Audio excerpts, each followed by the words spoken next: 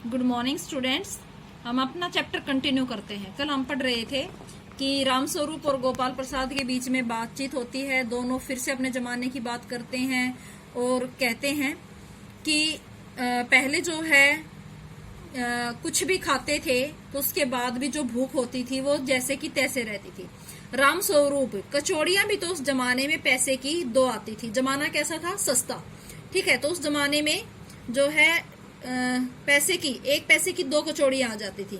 गोपाल प्रसाद जनाब, यह हाल था कि 4 पैसे में ढेर सी बलाई। यहाँ बलाई का अर्थ बेटा मलाई।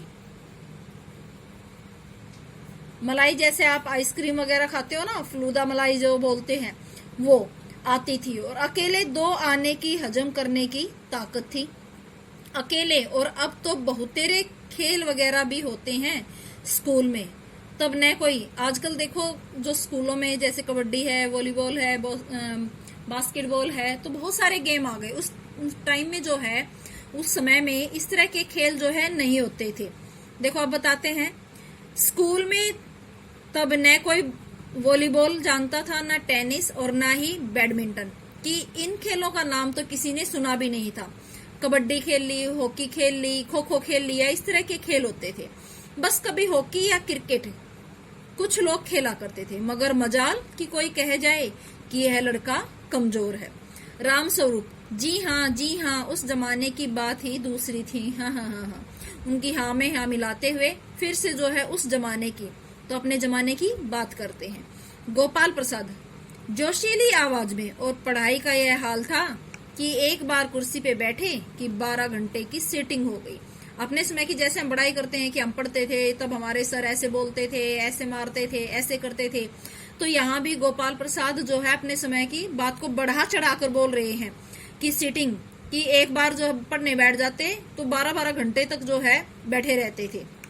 जनाब, मैं सच कहता हूँ कि उस जमाने का मैट्रिक भी वह अंग्रेजी लिखता था फर्राटे की, कि आजकल के एमए भी मुकाबला नहीं कर सकते। कि आजकल के जो पढ़े लिखे नौजवान हैं वो ये दावा करते हैं कि आज की जो पढ़ाई है वो पहले से टफ है। तो कहते हैं कि ऐसा कुछ नहीं है, पहले का जो मैट्रिक था वो एमए को भी फेल करता था। रामस्वरूप, जी हाँ, यह तो है ही। वे उनकी हाँ में हाँ फिर मिलाते हैं। अपना कोई तर्क वितर्क जो है वो नहीं रखते, कोई भी तर्क जो है उनके सामने नहीं रखते हैं। गोपाल प्रसाद, माफ कीजिएगा बाबू रामस्वरूप, उस जमाने की जब याद आती है अपने को जब्त करना मुश्किल हो जाता है। या जब्त करने का क्या मतलब क्या है? कि अपने को चुप रखना। कि जब अपने टाइम की बात शुरू होती है तो मैं जो है अपने आप को चुप नहीं रख पाता। रामस्वरूप, हाँ, जी हाँ, वह तो रंगीन जमाना था। रंगीन जमाना, हाँ, शंकर भी ही करता है। देखो अब जब रंगीन शब्द का प्रयोग आता है तो शंकर भी जो है हंसने लग जाता है, क्योंकि शंकर खुद एक ऐसा लड़का है, तो इसलिए इस बात पर शंकर को भी हंसी आती है। गोपाल प्रसाद एक साथ अपनी आवाज और तरीका बदलते हुए, अच्छा तो साहब बिजनेस की बात चित की जाए। अब बिजनेस, कौन सा बिजनेस? अगर लड़की को देखने आए हैं तो वहां किस बिजनेस की बात हो रही है? दहेज की। तो दहेज की बात हो रही है, दहेज रूपी बिजनेस की। रामस्वरूप, चौक कर बिजनेस,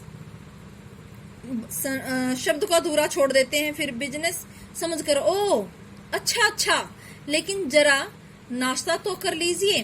फिर वो समझ जाते हैं कि बिजनेस से इनका मतलब क्या है? दहेज से है। तो दूसरी बार जो है शब्द को अधूरा छोड़ देते हैं और कहते हैं कि पहले नाश्ता पानी कर लीजिए। उठते हैं और फिर रामस्वरूप जो है अपनी जगह से उठते हैं।